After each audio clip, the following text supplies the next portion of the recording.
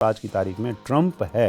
1-1.5 साल में बायलैटरल जो रिलेशंस हैं वो थोड़ा सा उसकी चर्चा ज़्यादा बढ़ी है। ईयू का नुकसान हुआ है, ईयू का मैसिव डैमेज है। ईयू इंडिया की ट्रेड डील, इसका इम्पैक्ट और कुछ रिएक्शन आप यूएस से देखते हैं? ईयू ट्रेड डील जो हमारा है ये टेम्पलेट का काम कर सकता है। आप बड़े गोलमोल करके बात कर रहे हैं। नहीं, पूरी डिप्लोमेसी गोलमोल है गीतू। चाइना भी लुटेरा है, अमेरिका भी लुटेरा है। अब आप आ जाइए वेनेजुएला पे। जो ट्रम्प ने कहा कि साहब पनामा पे हमारा कब्जा है, चाइना आप भागो। Hello and welcome to our new podcast series. और आज हम बात करेंगे ट्रम्प प्रेसिडेंसी की, जिसको 1 साल हो चुका है और उथल पुथल तो बहुत है दुनिया भर में। टैरिफ्स को लेके, जियोपॉलिटिक्स को लेके, इन्वेजन्स को लेके, इन सब पे हम चर्चा करेंगे कि ट्रम्प का 1 साल कैसा गुजरा है और क्या बदलाव आए हैं, इंडिया का पे क्या इम्पैक्ट हुआ है। ये सब पे हम चर्चा करेंगे और हमारे साथ बहुत ही खास मेहमान जुड़ चुके हैं। Mister Pavan Kumar, he is a senior journalist and he tracks economy, geopolitics, geo economics, everything. Pavan, बहुत बहुत स्वागत है आपका कार्यक्रम में।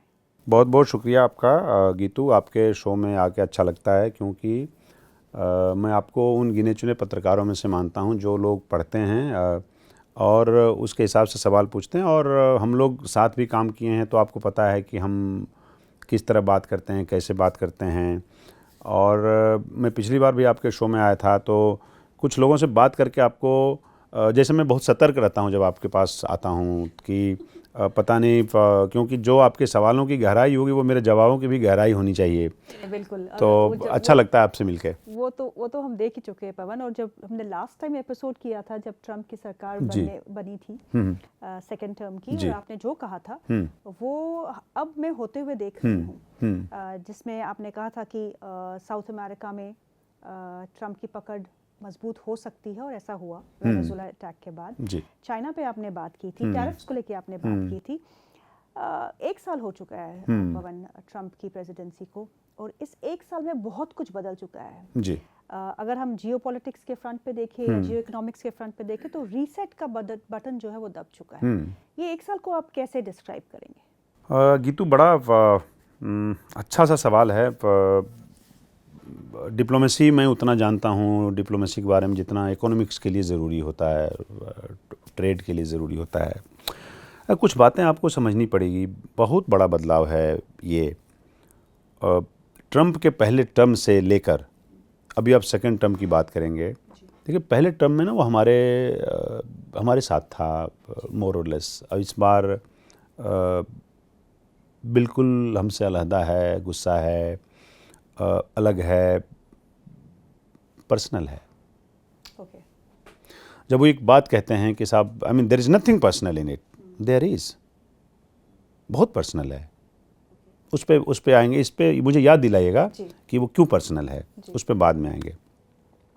बहुत बड़ा शिफ्ट है कीतू, कल्चरल शिफ्ट है। इवन जो स्ट्रक्चरल इम्पैक्ट होगा आने वाले टाइम में वो बहुत बड़ा होगा। और आज की तारीख में ट्रम्प है तो ये चल रहा है, कोई भी आएगा तो ऐसा ही रहेगा। ये ज़्यादा ऐसा ही रहेगा क्योंकि ये रिवर्स गियर नहीं जाएगा, रिवर्स नहीं है, ऐसा नहीं होता है जनरली। ये कल्चरल शिफ्ट है। उसने जो स्टांस लिया है वो अभी रहेगा।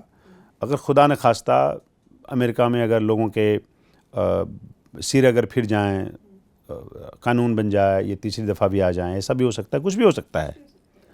तो बहुत इंटरेस्टिंग वर्ल्ड में हम लोग अभी रह रहे हैं जहाँ कुछ भी संभव है। वो कौन सा ऐड आता था कि कुछ भी हो सकता है, कुछ भी हो सकता है, तो कुछ भी हो सकता है अभी, आप ये समझ लीजिए।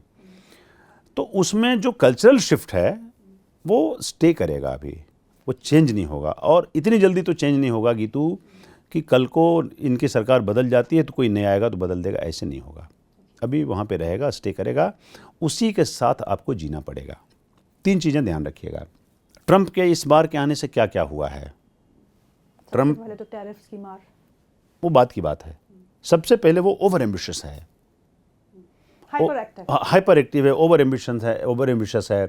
उसके लिए वो किसी भी हद तक जाने को तैयार है। एग्रेशन बहुत ज़्यादा है। ठीक है। जो दूसरा चेंज है वो है total world is disruptive, led by America. Derivatives उसमें और भी कंट्रीज़ हैं, चलिए मैं रशिया को भी मान लेता हूँ, वगैरह वगैरह। जो तीसरा चेंज है वो कंप्लीटली पोलराइजिंग वर्ल्ड है। इसमें हुआ क्या है? इसमें हुआ यह है कि जो, इसीलिए आप देखेंगे कि पिछले 1-1.5 साल में बायलैटरल जो रिलेशंस हैं वो थोड़ा सा उसकी चर्चा ज़्यादा बढ़ी है, या उस पर एक्ट ज़्यादा हुआ है, या उसमें आउटकम ज़्यादा है। वो इसलिए हुआ है क्योंकि जो मल्टीलेटरल वर्ल्ड है वहाँ डिसरप्शन बहुत तेज़ है। WTO जितना कॉम्प्रोमाइज़ हुआ है इस पूरे 2 साल 3 साल में, और ख़ासकर लास्ट 1 साल में, वो उतना कॉम्प्रोमाइज़ अभी भी आपको, कॉम्प्रोमाइज़ क्या नहीं हुआ है पवन? बहुत कुछ बहुत कॉम्प्रोमाइज़ हुआ है। है, बहुत ये बात सही है। हालांकि अभी भी समझिएगा तो मेजॉरिटी ट्रेड जो है गीतू, वो WTO के कंप्लायंस के हिसाब से हो रहा है। लेकिन जिसका कोई भरोसा नहीं है कि कल को इंडो पैसिफिक में क्या हो जाएगा, कल को मिडल ईस्ट में क्या हो जाएगा, कल को सेंट्रल एशिया में क्या हो जाएगा। तो इसलिए 3 चीज़ों से, एम्बिशियस, डिसरप्टिव और पोलराइजिंग, मैं ऐसे समअप करता हूँ ट्रंप के नए रिजीम को। अब आप करिए अगला सवाल। जी, आपने कहा डिसरप्टिव, हमारे लिए कितना डिसरप्शन है? हमारे लिए भी है गीतू, बहुत इंटरेस्टिंग सवाल है। मतलब मैं तो देखिए, हम ना अभी अब देखिएगा ट्रेड का डेटा, मुझे ऐसा लग रहा था कि जब हम जुलाई में बैठे हुए थे तो हमें ऐसा लग रहा था कि हमारा जब से ये 50% वाला किया है, तो हमें लग रहा था कि थर्ड क्वार्टर में इसका इम्पैक्ट दिखेगा, जो कि ज़्यादा दिखा नहीं है अभी ट्रेड पे। डेटा अगर आप देखिएगा, जो लास्ट डेटा आया, ट्रेड पे ज़्यादा दिखा नहीं है। जो हमारा जो आप देखिएगा गुड्स का $129 बिलियन पहले था, इस बार $132 बिलियन के आसपास। तो ट्रेड में आपको ज़्यादा फ़र्क दिख नहीं रहा है, तो इसलिए आप लकी हैं, बचे हुए हैं अभी। और हमारा इंटीग्रेटेड नहीं है हम अभी इतनी ज़्यादा, तो इसलिए हम भी बच रहे हैं। हमारा डोमेस्टिक मार्केट बहुत बड़ा है, इसलिए हम बच रहे हैं। आप सोचिए ज़रा, किसका सबसे ज़्यादा नुकसान हुआ इस पूरे ट्रंप का जो दिमाग ख़राब हुआ है, उसमें सबसे ज़्यादा नुकसान किसका हुआ? कनाडा का हुआ, सबसे ज़्यादा EU का हुआ, हमसे ज़्यादा नुकसान हुआ, हमारा कम हुआ है। हम इसको, और उनका खुद का भी डिप्लोमेसी नहीं, वो उससे उनकी परवाह नहीं। मैं आपके शो में पिछली दफ़ा आया था, लगभग 1 साल पहले, मैंने बोला था, एक स्टडी का उल्लेख किया था आपको, जिसमें मैंने कहा था कि एक रिपोर्ट के मुताबिक अमेरिका में पर हाउस होल्ड खर्चा $2,500 से लेकर $3,000 तक बढ़ जाएगा। वो बढ़ गया। ये मैं दिसंबर तक की बात कह रहा हूँ। 2 तरह के, जिसमें गोल्डमैन सैक्स ने स्टडी की, 1-2 और ग्रुप ने किया है, मैं उसमें नहीं जाऊँगा। रिपोर्ट किसने किया वो अनइम्पॉर्टेंट है, रिपोर्ट क्या है वो इम्पॉर्टेंट है। तो आपको सब अक्रॉस दी रीजन आपको मिलेगा कि साहब 1800 से लेकर $2,500-600 पर हाउस होल्ड खर्चा बढ़ गया है। लेकिन साहब जो खर्चा बढ़ गया, इसका इलाज तो वहाँ की जनता करेगी ना, हम लोग तो नहीं कर सकते। अब बढ़ा हुआ है, उनका खुद का डैमेज है, कनाडा का बहुत बड़ा डैमेज है, क्योंकि कनाडा के लिए बहुत बड़ा मार्केट है वो। हमको लगता है बायलैटरल ट्रेड की तो होगा मेरे ख्याल से $500-600 बिलियन के आसपास ज़्यादा। EU का नुकसान हुआ है, EU का मैसिव डैमेज है। चाइना ने तो जो डैमेज किया उसको कंट्रोल किया, और चाइना ने थोड़ा और स्प्रेड किया, इसलिए चाइना का उतना डैमेज। और चाइना देखिए तैयार है, चाइना चुपचाप रहता है, चाइना अपना काम करता है। तो बाकियों का जो डैमेज हुआ वो हमारा सबसे कम हुआ है।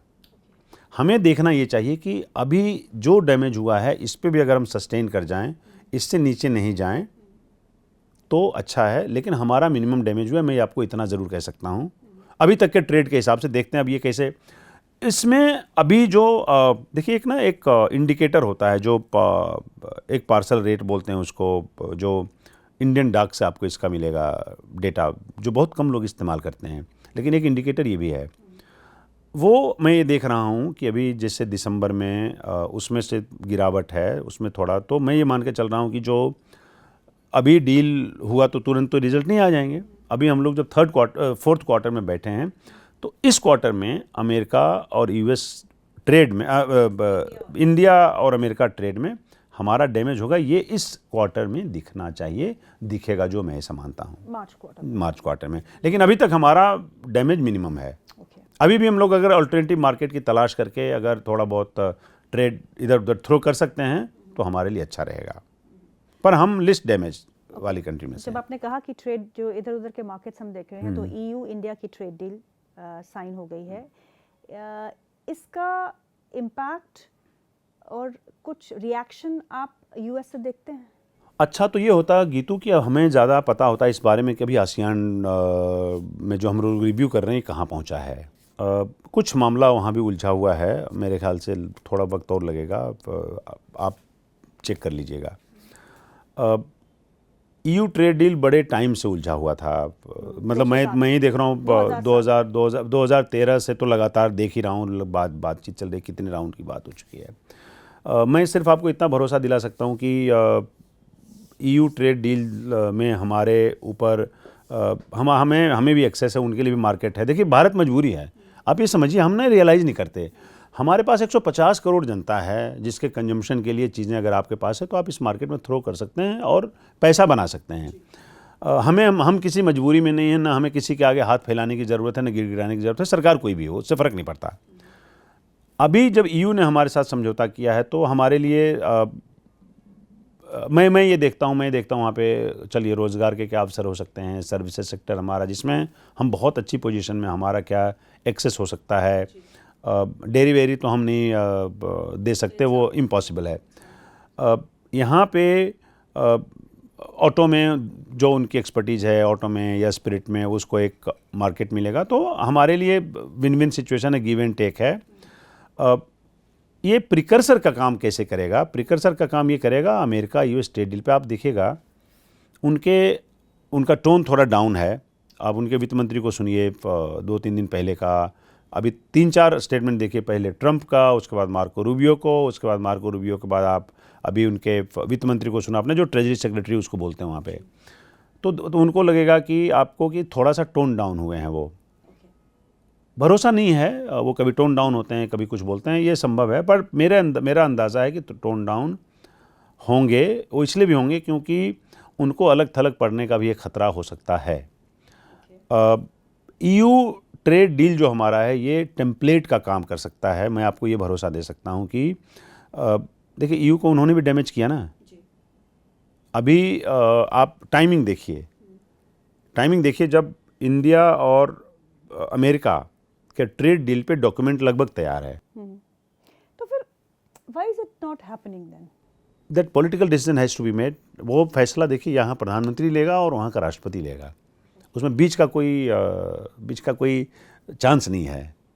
बस यहाँ पे 2 व्यक्ति जो अभी फैसला लेगा, ऑफ कोर्स एडवाइस से, बैटरी ऑफ एडवाइजर्स वगैरह वगैरह, वो तैयार है। अब ये ईयू ट्रेड डील जो हुआ है ये टेम्पलेट का काम करेगा, तो अभी जो प्रपोजल तैयार हैं उसमें भी उठापटक, उलटफेर, फेरबदल हो सकता है, जिसकी गुंजाइश है। मुझे पहले ये लग रहा था कि 15 जनवरी तक यूएस टैरिफ डील हो जाना चाहिए। अच्छा। हाँ, ये मुझे संकेत नवंबर में मिले थे कि 2 महीना लगेगा। अब मुझे लगता है कि शायद या तो by the close of the financial year में हो, या फिर नहीं तो फिर अप्रैल भी लग सकता है। लेकिन दोनों तरफ से तैयारी पूरी है। अगर वेनेजुएला वाला कांड नहीं होता तो शायद ये हो भी चुका होता। हाँ, तो मैं उसका एक रोल मानता हूँ इसमें। तो जो ईयू ट्रेड डील है उसका, वो आपको एक टेम्पलेट का काम करेगा, वो आपको एक लेयर दिया है, तो आपके झुकने की एक सीमा होगी उस डील में अमेरिका के साथ, इतना मैं कह सकता हूँ आपको। हाँ, आप उनके साथ निगोशिएटिंग कैपेबिलिटी आपकी थोड़ी बेहतर होगी, आपका प्रिपेयर्डनेस बेहतर होगा, आपका सेल्फ कॉन्फिडेंस बेहतर होगा, आपकी तैयारी बेहतर होगी, तो कुल मिला के आउटकम बेहतर होगा। मैं एक सिर्फ ये कह सकता हूँ। आप बड़े गोल मोल करके बात कर रहे हैं। नहीं, पूरी डिप्लोमेसी गोलमोल है गीतू। पूरी डिप्लोमेसी गोलमोल है। डिप्लोमेसी में अगर आपने एज मेनी वर्ड्स में सब कुछ बोल दिया तो फिर वो डिप्लोमेसी रही नहीं। अच्छा, ये बताइएगा, ये वेनेजुएला का जो एपिसोड हुआ, it was out of the blue. किसी को यकीन नहीं था कि ऐसा भी हो सकता है, बिकॉज जहाँ ट्रम्प साहब नोबेल पीस प्राइज़ की बात कर रहे थे, लेकिन उसके बाद जब पीस प्राइज़ नहीं मिला उसके बाद वो पलट ही गए। उन्होंने बोला चलिए जी, अब पीस प्राइज़ नहीं दिया है तो मैं थोड़ा बहुत डिसरप्शन ही क्रिएट करता हूँ। वेनेजुएला का एपिसोड को आप कैसा देखते हैं? What is that prompted them to do it? एक बात। दूसरा, चाइना चुप क्यों बैठा है? चाइना कभी ऐसे एक एनालॉजी बताता हूँ आपको। देखिए, मेरा ये मानना है कि चाइना और अमेरिका ये दोनों लुटेरे हैं। बढ़िया से समझिएगा, चाइना भी लुटेरा है, अमेरिका भी लुटेरा है। एक है जो आपको सामने से लूटता है, चाकू दिखा के, तलवार दिखा के आपका अपहरण कर लेगा, धमकाएगा, पैसे ले लेगा, हेजेमनी क्रिएट करेगा। एक तो ये तरीका है। दूसरा तरीका है चाइना का, जिसमें वो आपको वो साहूकार की भांति लूटता है। आपको पैसे देगा, आपको कर्जा दे दिया, ज़्यादा कर्जा रेट पे दे दिया, और आपको उसके बाद आपको धीरे धीरे कब्जे में लेना शुरू करता है। तो आपको इकोनॉमिक डिपेंडेंस उस पे होगा आपका। फिर उसके बाद आपका एसेट्स वो कंट्रोल करेगा, जैसे श्रीलंका में उसने किया। और डेट ट्रैप डिप्लोमेसी इसको बोलते हैं, जो हमारे विलेजेस में पहले हुआ करता था। विलेजेस में पहले हुआ था। चाइना उसका मास्टर है। अच्छा। चाइना उसका मास्टर है। दूसरा अमेरिका है, जो जिसको मैं बोलता हूँ कि ये लुटेरा समझ लीजिए, डकैत। मतलब इस शब्द पे आपको आपत्ति हो सकती है, बट मोटे मोटा मेरी भावना समझिएगा आप। वो डकैत है, वो एकदम लहरा के लूटता है आपको। कोई उसको दिक्कत नहीं है, कोई शर्मिंदगी नहीं है। आएगा आपके घर में, घुसेगा, लूट के ले जाएगा, जो कि आपने देखा। जिसमें मिलिट्री इंटरवेंशन है, जिसमें उनका एक इकोनॉमिक हेजेमनी है। फिर उसके बाद उसका इम्पोजिशन ऑफ डिज़ायर है, इम्पोजिशन ऑफ विल है, जिसमें किसी भी किस्म की भावना आपकी उसका डिसरिस्पेक्ट है। अब आप आ जाइए वेनेजुएला पे। देखिए, मैं पिछली बार आपके इंटरव्यू में आया था, मैं ये बात बोल के गया था कि देखिए, काफ़ी साल से अमेरिका साउथ अमेरिका में एब्सेंट है या लेस एक्टिव है। ये अमेरिका की पॉलिटिक्स को सूट नहीं करता। तो उनको आज न कल ये काम करना था। शुरुआत कहाँ से की? उन्होंने वेनेजुएला से। पूरे कॉन्टिनेंट में चाइना घुसा हुआ है। वेनेजुएला में, कोलंबिया में, इक्वाडोर में, पेरू में, ब्राज़ील में, अर्जेंटीना में, चिली में 720 बिलियन डॉलर का इन्वेस्टमेंट है पिछले 20 साल में 2003 के बाद प्रिसाइजली। चाइना का मतलब $2.25 ट्रिलियन के आसपास पैसा वहाँ पे इन्वेस्टेड है। वेनेजुएला में बहुत पैसा इन्होंने इन्वेस्ट किया हुआ है। तो अमेरिका को इस बार जब ट्रम्प साहब आए तो इनकी आंखें खुली। इनको लगा ये क्या हो रहा है। जैसे पनामा में चाइना के साथ उनका अभी क्या किया उन्होंने। पनामा में जो ब्लैक रॉक ने खरीदा, बीच में आया कि साहब ऐसा है कि जो हचिसन का शेयर है वो खरीदेगा। इन्होंने कॉस्को, वहाँ की कंपनी है, उसको बीच में डाल के कि ये भी माइनॉरिटी स्टेक होल्डर रहेगा। वो डील अटक गई है। 1 साल पहले जो ट्रंप ने कहा कि साहब पनामा पे हमारा कब्जा है, चाइना आप भागो। चाइना का ठीक है, कोई बात नहीं, हम भाग रहे हैं। हम दोनों, जो हमारा बंदरगाह है, दोनों से हम निकल जाएंगे। हचिसन जो कंपनी वो बेच के निकल जाएगी, ब्लैक रॉक आ जाएगी। अभी चाइना ने क्या किया, वहाँ कॉस्को को घुसा दिया है और वो डील ही अटका दिया है। 1 साल पहले जो डील हो जाना चाहिए था, या 9 महीने पहले, वो डील चाइना ने अटका दिया। अभी तक उस पर कोई, आप पढ़ लीजिएगा, इस पर डिटेल पढ़ लीजिएगा, आपको यही है। ये चाइना ऐसे ऑपरेट करता है। चाइना चुप नहीं बैठता। चाइना ने क्या कहा, अरे साहब ऐसा है कि हम तो, हमारा तो कोई, इन्होंने कहा कि चाइना ब्राज़ील में बैठ के, चाइना अब अमेरिका के, साउथ अमेरिका के अलग अलग कॉर्नर में बैठ के हमारे लिए स्ट्रेटजिकली डिफेंस के हिसाब से हमारे लिए थ्रेट है, ये अमेरिका का मानना है। चाइना कहता नहीं साहब, हम तो वहाँ ट्रेड कर रहे हैं। हमने पेरू में चांके बंदरगाह बनाया, हमने साहब 3.5 बिलियन डॉलर का इन्वेस्टमेंट किया है। हम वहाँ से ब्राज़ील से सामान ले जाएंगे और उसके बाद चांके बंदरगाह से हम चाइना लाएंगे, फ्रॉम चंकाई टू शंघाई। तो हमारा तो डील ही नहीं है, हम तो डिफेंस के लिए ख़तरा ही नहीं है। बट अमेरिका इस बात को समझता है। उसने क्या किया, पेरू में चंकाई इनके पास है, कलाऊ नेवल बेस जो है वो, उस पर उन्होंने $1.5 बिलियन इन्वेस्टमेंट का कर दिया। तो कहा अच्छा ठीक है, इस जगह पे हम आपको बैलेंस करेंगे। कैसे ये दो हम लोग यहाँ बैठ के नहीं समझ सकते। तो इसलिए चाइना चुप नहीं होता है, चाइना अपना काम करता है। चाइना ने कहा देखिए साहब, ऐसा हमारा कोई लेना देना नहीं, मैं तो इकोनॉमिक्स में पैसे लगाता हूँ, इकोनॉमिक एक्टिविटीज़ में हमारा कोई लेना देना ही नहीं है। इसको कैसे साबित करेंगे आप? तो एक तरीका है ये करने का कि साहब हमारी, देखिए चाइना एक हाथ आपके पाँव पे है, ऐसे ऑपरेट करता है, एक हाथ आपके गले पे। अगर आप मान गए तो गले वाला हाथ पाँव पे आ जाएगा, और नहीं तो दोनों हाथ, पाँव वाला हाथ भी गले पे जा सकता है। चाइना ऐसे ऑपरेट करता है। तो इसलिए दोनों अलग अलग लुटेरे, इनके लूटने का तरीका अलग अलग है। तो जो वेनेजुएला में आप देख रहे हैं, ये तो गीतू पहले ही होना था, ये पहले ही हो सकता था। अभी हुआ वो टाइमिंग की अलग बात है। आपने मेरा पिछला इंटरव्यू जितना मैंने दिया उसको बिल्कुल बाइट करके आप देखिएगा। मैंने जो बातें ट्रंप के बारे में कही थी उसमें से मैक्सिमम सही साबित हो रही हैं। और न केवल वेनेजुएला, ब्राज़ील अमेरिका के फेवर में। अभी मानवाधिकार पे जब बात कही ईरान पे, ब्राज़ील ने उनके फेवर में बात कही है। हमने नहीं कही, चाइना ने नहीं कही, रशिया ने नहीं कही। तो हम पुराने डिप्लोमेसी की तरफ भारत आ रहा है। ये कि मोदी जी हमारे ट्रंप साहब हमारे दोस्त हैं। ट्रंप साहब दोस्ती होगी, पर डिप्लोमेसी में दोस्ती नहीं होती। आप अमेरिका के लिए हम दोस्त नहीं हैं, अमेरिका के लिए धंधा है। इससे ब्राज़ील, ये जो वेनेजुएला आप देख रहे हैं, वेनेजुएला तो ये होना ही था। और अभी और भी देखिएगा, रिसरेक्शन देखिएगा अमेरिका का। अमेरिका को एहसास हो चुका है कि साहब हमारा साउथ अमेरिका में होना हमारा बहुत ज़रूरी है। आप कंपनियों का इन्वेस्टमेंट देखिए, अमेरिकी कंपनी का पिछले 10 साल में बहुत कम मिलेगा साउथ अमेरिका में।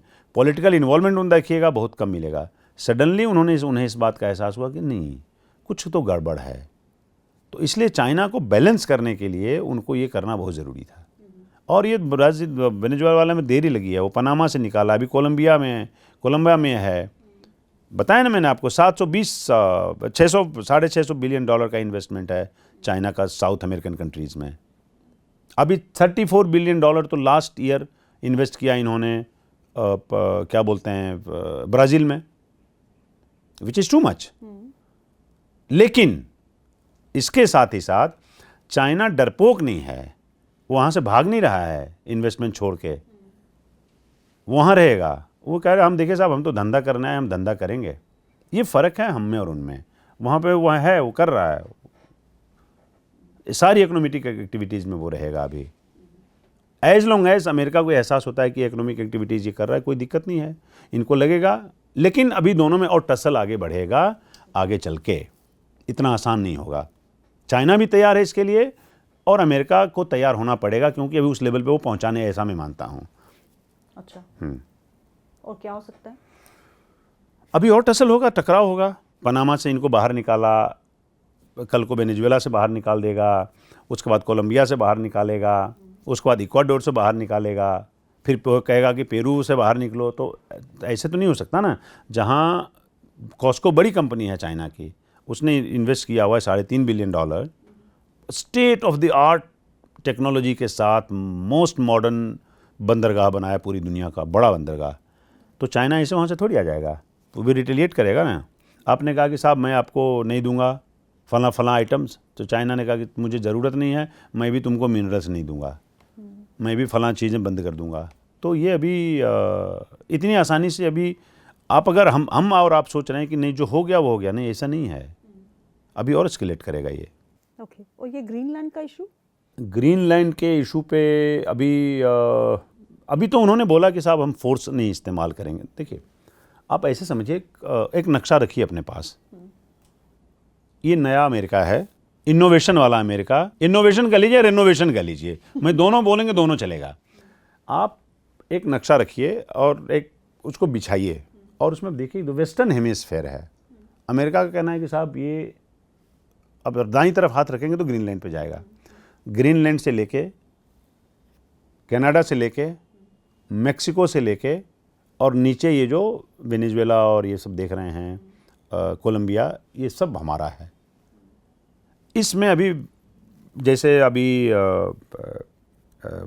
यूरोप है, यूरोप ने बहुत बुरा माना इस बात का, जर्मनी ने, फ्रांस ने कि साहब, और नेटो का हवाला देते हुए। तो फिलहाल इनको लग रहा है कि हम ग्रीनलैंड पे कब्जा नहीं कर पाएंगे। तो उन्होंने बोला साहब ऐसा है कि हम इस्तेमाल नहीं करेंगे, लेकिन उसका इस्तेमाल ड्यूटी स्ट्रक्चर में किया जाएगा। क्या हुआ पिछले जुलाई में जो इन्होंने ट्रेड एग्रीमेंट किया था, उसको बोला ना यूरोप ने कि साहब हम इसको सस्पेंड करते हैं अभी, राइट ना। तो अभी वो लड़ाई, तो मैंने आपको जो अभी कहा गीतू कि अभी पानी बहुत बहना है गोमती में, अभी आप देखते रहिए क्या होता है, खासकर सिचुएशन और ख़राब होगा अमेरिका और यूरोप के बीच। हम तो फिर भी अलग अलग हैं, हम इधर वो उधर, हम तो हमारा स्पेस ही नहीं है, वो हमारा स्पेस बिल्कुल अलग है, हम सेफ हैं। वो लोग जो उनकी हद में हैं, उनके जद में हैं, उनको घबराने की ज़रूरत है। ग्रीनलैंड पे उन्होंने बोला हम फोर्स इस्तेमाल नहीं करेंगे, लेकिन ग्रीनलैंड का इस्तेमाल अगर आप ड्यूटी स्ट्रक्चर के लिए भी किया जा सकता है, आपको बात मनवाने के लिए भी किया जा सकता है, तो मेरे ख्याल से ये कॉम्प्रोमाइज़ है। भी कर रहे हैं शायद, यूएस हैज आल्सो सेड कि वो इन्वेस्ट करेंगे ग्रीनलैंड में। हो भी सकता है। देखिए यूएस कैसे ऑपरेट करता है, एक और टिपिकल एग्जांपल देखिए, उसने जापान को बोला कि तुम हमारे यहाँ $550 बिलियन का इन्वेस्टमेंट करोगे, तभी तो उनकी करेंसी आप क्या इंटरनेशनल डिप्लोमेसी और इंटरनेशनल रिलेशंस क्या ऐसे बनाएंगे? ये डिसरप्शन नहीं है, ये हेजेमनी नहीं है, ये पोलराइजेशन नहीं है। अब ये जापान है कि भाई जापान बर्दाश्त कर सकता है, ये बात अगर हिंदुस्तान को बोला जाए तो क्या होगा? हमारे पास ना स्पेस है ना हमारे पास पैसा है। पैसा तो है ही नहीं, हमारे पास केवल पॉपुलेशन है। अब पॉपुलेशन है, ज़्यादा से ज़्यादा हम झगड़ा कर सकते हैं, बोल सकते हैं। अच्छा ये बताइए, ट्रम्प की एक और क्लासिक जो देखा गया है इस पूरे एक साल में, वो है that bending institutions to his will. बड़े बड़े इंस्टीट्यूशंस को वो कंट्रोल करना चाहते हैं, चाहे वो उनके अपने फेडरल रिजर्व जैसी इंडिपेंडेंट सेंट्रल बैंक हो, चाहे वो इंटरनेशनल इंस्टीट्यूशंस हो लाइक योर IMF, नेटो। तो ये इस को आप कैसा देखते हैं? देखिए होता इनका काम करने का तरीका इस बार डिफरेंट है। जैसे एक बात मैंने अभी कही आपको, अब मैं आता हूँ कि इसने क्यों बोला ये, इसके बाद में आपकी I will get into what you are asking. जब ट्रम्प ये कहता है कि साहब there is nothing personal when I say something about India America relationship, there is nothing personal against India, there is. देखिए क्या हुआ, इन्होंने जब हम लोग, ये सितंबर की बात है, लास्ट सितंबर मतलब सितंबर 2024, तो ये मुझे याद नहीं है कौन सा शहर था जहाँ पे इलेक्शन रैली में ट्रम्प साहब ने कहा कि I am going to meet Modi is coming to America and Modi will meet me and we will discuss about the duty structure, specially when he refer to the Harley Davidson, ना कि no America is no India is a tariff king, India tariff बहुत ज़्यादा लगाता है वगैरह वगैरह, and then he said कि we will meet Modi, is a good friend, ठीक है। उसके बाद हमारे जो मिनिस्ट्री ऑफ एक्सटर्नल अफेयर्स के लोग हैं उन्होंने कोशिश की।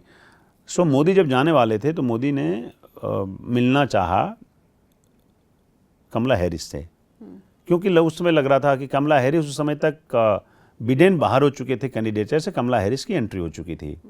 तो हमारे लोगों को लगा कि कमला हैरिस से मिलना ज़रूरी, इसलिए क्योंकि कमला हैरिस शायद जीत सकती है।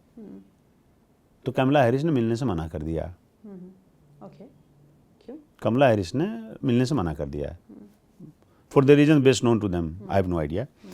उन्होंने मिलने से मना कर दिया। तो जब उन्होंने मिलने से मना कर दिया तो हमने ट्रम्प से मिलने से मना कर दिया। ओके। और जब अब वो कहता है कि देयर इज़ नथिंग पर्सनल, और जब हम कहते हैं कि यही पर्सनल है तो यही पर्सनल है। अच्छा। हाँ, और इस बात का आप सोचिए, अच्छा कोई 50% टैरिफ का कोई तर्क बनता है? नहीं बनता ना, दैट्स व्हाट ना। आप ट्रेड में ट्रेड की तरह बात करेंगे, इकोनॉमिक्स में इकोनॉमिक्स की तरह बात करेंगे, जियो इकोनॉमिक्स में जियो की बात करिएगा कि 50% मतलब एक सेम्बलेंस होना चाहिए ना। अब तो हम कह भी रहे हैं कि रशियन ऑयल इंपोर्ट्स जो है हमारे यहाँ नेग्लिजिबल हो चुका है। तब भी अच्छा नहीं, और रशियन पे आप बात कर रहे हैं, आप सुनिए, आपने उसको दिया, रिलीफ दिया, जर्मनी को रिलीफ दिया जी। आपने हंगरी को रिलीफ दिया आपने, तो आप हमें भी दे सकते थे, पर हमें नहीं दिया, because there is something personal about it. इसलिए मैं तो कहता हूँ, मेरा ये मानना है कि अभी जो हमारी सरकार का जेस्चर पोस्चरिंग है करेक्ट है। If the prime minister of this country has not been speaking anything since July, I appreciate it. Diplomacy गरजने, चिल्लाने, बड़बोलापन की चीज़ नहीं है, ये करने की है। चाइना कर रहा है, चाइना को बोलने की ज़रूरत नहीं है, चाइना सस्टेन कर रहा है, चाइना का भी ट्रेड गड़बड़ाया हुआ है, चाइना ने कुछ नए मार्केट की भी तलाश कर ली, हमें वो करने की ज़रूरत है। ट्रम्प साहब अब जाने, ट्रम्प साहब चिल्लाते हैं तो चिल्लाएं, पर आप धैर्य रखिए, अपने हिसाब से ऑपरेट करिए, और जितना भी आपको एल्बो रूम मिला है उसमें क्या कर सकते हैं उस पर आप देखिए। हंगरी को आप मदद कर सकते हैं, जर्मनी को कर सकते हैं, हिंदुस्तान में क्या प्रॉब्लम है? हमने क्या बिगाड़ा आपका? Because there is something personal about it. तो ये है, this is what is. In fact कुछ स्टेटमेंट्स भी थे ना, जब उन्होंने कहा था कि Trump they were waiting for mister Modi the prime minister of India to call, he did not call. उसमें गीतू ना, देखिए क्या होता है इसमें, देखिए डिसीजन है ना, डिसीजन है, स्ट्रेटजी है। कई बार हो सकता है कुछ एरर ऑफ जजमेंट हो जाता है उस लेवल पे भी, असेस करने में गड़बड़ हो गई हो, क्योंकि कमला हैरिस को तो लग ही रहा था कि जीत जाएगी। तो उसमें अगर मान लीजिए हमारे लोगों ने मान लिया कि नहीं साहब ये नहीं मिल रहे हैं तो उनसे क्यों मिले, तो भाई बहुत ज़्यादा कोई गड़बड़ नहीं था। लेकिन अब ठीक है, वो उल्टा पड़ गया तो उल्टा पड़ गया, तो फिर उसका उपाय किया जाएगा, फिर उस हिसाब से आप डील करिए, because there is something personal about it. मेरा ही मानना है कि उसको पर्सनली है, आप ट्रेड विन विन होता है, तो आप अगर 50% करो भाई, अब देखते हैं उसका भी कुछ उपाय निकाला जाएगा।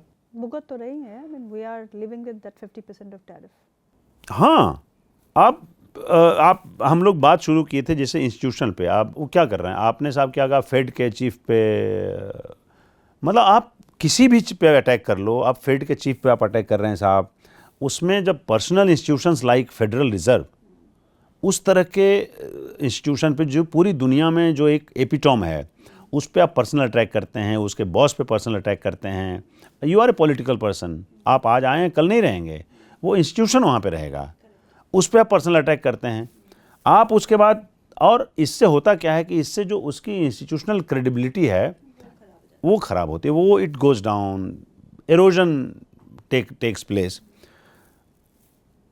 प्रेशर आप किसी, देखो पता है प्रेशर जब आप किसी पर डालते हैं ना, तो जनरली बड़ा अनसर्टेनिटी क्रिएट होता है। तो इन्होंने इंस्टीट्यूशंस के लिए, जैसे ये नहीं मानते IMF को, समझ में बात आती है। आप कहते हैं साहब हम नेटो को नहीं मानते, भैया फेड तो तुम्हारा ही है, उसको भी नहीं मानते आप। मार्केट में स्टेबिलिटी खराब होगी, स्टेबिलिटी नहीं रहेगी, मार्केट में का क्रेडिबिलिटी नहीं रहेगा, कल को आपके ऊपर कोई भरोसा नहीं करेगा। आपको जो जिन लोगों ने आपके यहाँ ट्रेजरी में पैसे लगाए हुए हैं, कोई कंट्री मान लो चाइना है, चाइना का भी बड़ा पैसा उसमें लगा हुआ है। हाँ, जापान, लोग ये समझते ही नहीं हैं, कितनी भी लड़ाई हो जाए सब ने पैसे, इन सब आपको क्या लगता है ट्रेड पे फ़र्क नहीं पड़ेगा? जो आपके यहाँ इन्वेस्टमेंट करता है उस पर फ़र्क नहीं पड़ेगा? अपने लोगों को जब आप इज्जत करने को राज़ी नहीं हैं तो दूसरों की कैसे करेंगे? तो इंस्टीट्यूशनल जो डिक्लाइन है, जो एरोजन है, वो कंटिन्यूअस है।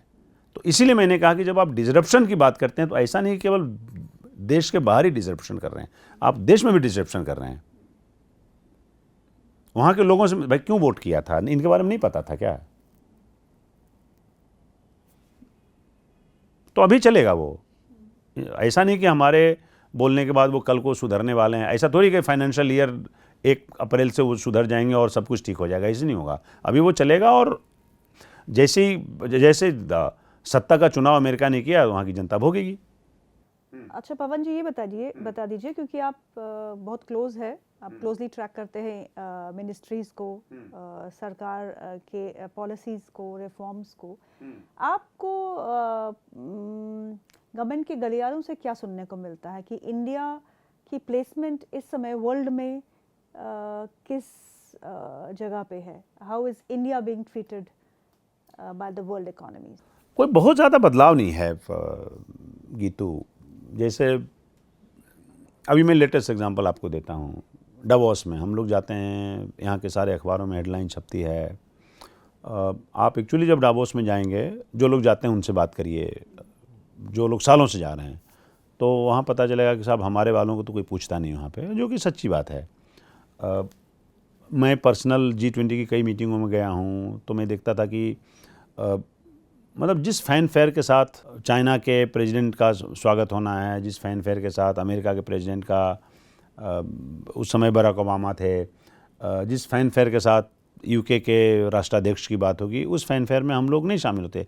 हमारी खबरें अमेरिका के अखबारों में, जब यहाँ के प्रधानमंत्री जाते थे वहाँ पे, तब की बात कर रहा हूँ। और अभी भी हालात इससे बेहतर नहीं हुए हैं, जो मैं समझता हूँ कि बहुत ज़्यादा नहीं छपती, इसलिए नहीं छपती क्योंकि हम उनके लिए सेंटर ऑफ अट्रैक्शन नहीं हैं। लेकिन पहले से थोड़े बेहतर हैं, हम बिगर इकोनॉमी है, हम बेटर मैनेज्ड हैं, हमारा एक्सपोजर बहुत ज़्यादा है, तो इसलिए हमें अटेंशन थोड़ा ज़्यादा मिलता है। और 50% जो टैरिफ है इसने हमें बहुत पॉपुलैरिटी दिलाई है पूरी दुनिया में। ट्रेड की भाषा में, ट्रेड के कम्युनिटी के बीच जो लोग हिंदुस्तान में आवाजाही करते हैं उनके बीच में उसको लगता है कि जब 50% हुआ है मतलब कुछ खास बात है हिंदुस्तान में। और हमने जैसा कि आपसे पहले बोला कि आपको चाइना से डील करने में, आपको दूसरी जो इकोनॉमीज हैं उससे डील करने में, सबका जो पहले मिजाज था वो मिजाज लगभग वही है। इतनी जल्दी नहीं बदलता। आपको सर्टेन डिप्लोमेसी आपको यू हैव टू अंडरटेक। हमारी स्थिति थोड़ी बेहतर है।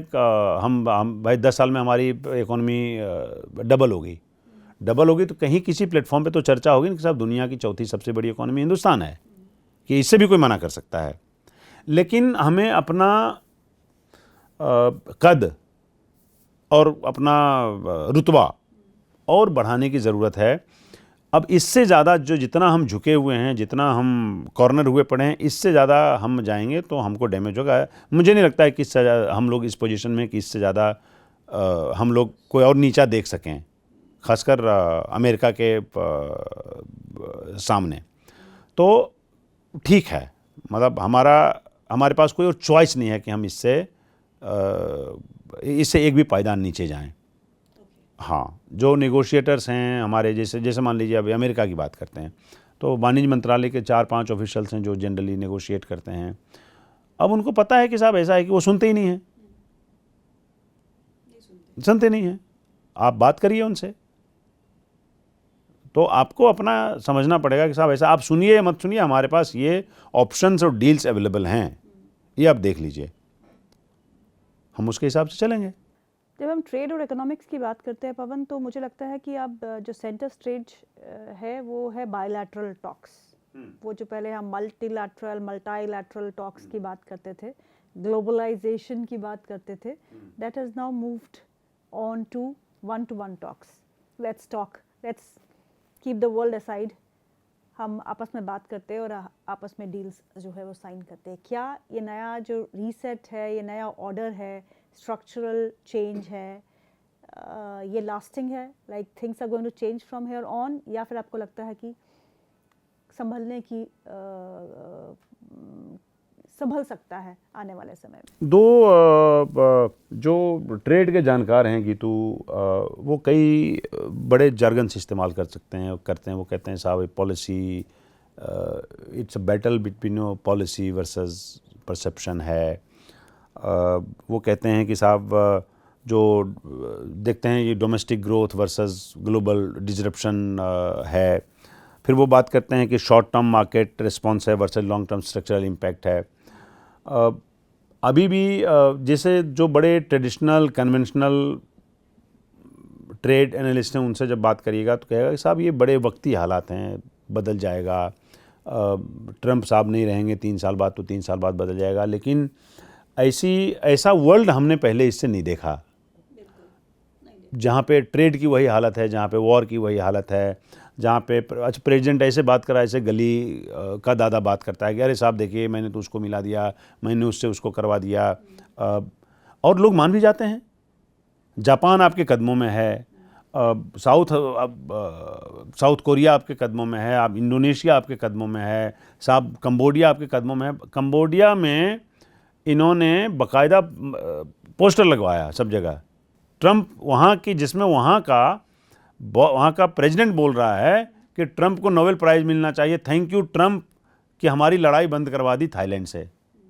ये बोल रहा है वहाँ चौक चौराहे पे, स्क्रीन पे ये चल रहा था। ये मैं अगस्त की बात कर रहा हूँ आपको। हमारे यहाँ चल सकता है क्या? कितनी भी गई गुजरी हालत हो हमारे यहाँ ये चल सकता है कि जब हम कहेंगे कि साहब ट्रंप साहब आपका बहुत बहुत शुक्रिया, आपने लड़ाई बंद करवा दिया पाकिस्तान से? ये कंबोडिया कर सकता है। सो मैं ये कह रहा हूँ कि आप देखिए ना वर्ल्ड कहाँ जा रहा है।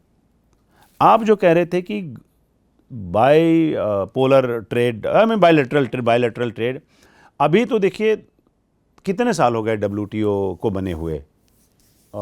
ठीक से मैं मानता हूँ कि ठीक से WTO का अच्छे से शेप लिए हुए 20 साल हुए हैं। 2003 के मेक्सिको में जो कैनकून में हुआ था WTO में, उसके बाद की बात करता हूँ, जब से ठीक से WTO ने होश संभाला, जब मल्टीलेटरल वर्ल्ड हुआ, जब पूरी GDP का साइज़ बढ़ गया पूरी दुनिया का, तब की बात कर रहा हूँ। अभी 120 ट्रिलियन डॉलर का पूरी दुनिया का GDP का साइज़ है। तब देखिएगा तो आपको बहुत कम का मिलेगा। अब जाके 2 साल के अंदर अंदर हुआ कि साहब WTO अंडरमाइन हुआ है। आप बात ही नहीं मानते हैं। आपने कहा कि साहब चाइना का ये इंपोर्ट बंद कर दो, चाइना ने आपका उठा के एक्सपोर्ट बंद कर दिया। आपने कहा कि अच्छा, विवाद केवल अमेरिका और चाइना के नहीं रहे, विवाद चाइना और EU के भी पिछले 1 साल में बहुत ज़्यादा रहे हैं, जिसमें इन्होंने वहाँ के ऑटोमोबाइल पे ड्यूटी बढ़ाई, फिर इन्होंने वहाँ के स्पिरिट पे ड्यूटी बढ़ाई। चाइना के ऑटोमोबाइल पे उन्होंने ड्यूटी बढ़ाई, उन्होंने वहाँ से आने वाले शराब पे भी ड्यूटी बढ़ाई। इस तरह से बड़े, तो ये एक अनसर्टेनिटी पूरी दुनिया में क्रिएट किया हुआ है। देखिए, जब अनसर्टेनिटी होगी तो उसमें मल्टीलेटरल जो ऑर्गेनाइजेशन है उसका वैल्यू कम होगा।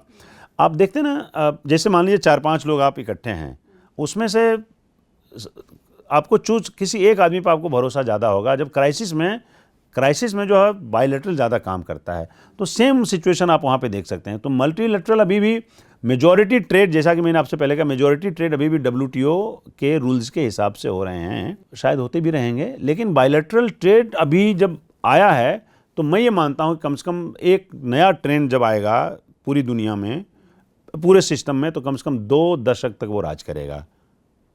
हाँ भाई, जैसे मान लिया ASEAN ट्रेड करेगा, एग्रीमेंट किया आपने भाई, 15 साल का था तब एक्सपायर हुआ, तब हम रिव्यू कर रहे हैं ना। तो कोई भी नया ट्रेंड अगर आएगा ट्रेड में, सिस्टम में, वो कम से कम 1.5-2 दशक तक काम करेगा। तो ये जो अभी इसी सिचुएशन में बायलैटरल ऐसे ही रहेगा। अभी न्यूजीलैंड हो, ऑस्ट्रेलिया हो, UK हो, ओमान हो, आई मीन व्हाटएवर, तो अब बायलैटरल ट्रेड अभी यहाँ पे आया तो रूल करेगा। उसके बाद देखेंगे कि मल्टीलेटरल कैसे करता है, मेरा ही मानना है। बहुत कुछ जानने को मिला पवन आपसे आज इस कॉन्वर्सेशन के बीच में। Thank you so much for your time. बहुत बहुत धन्यवाद गीतू आपका।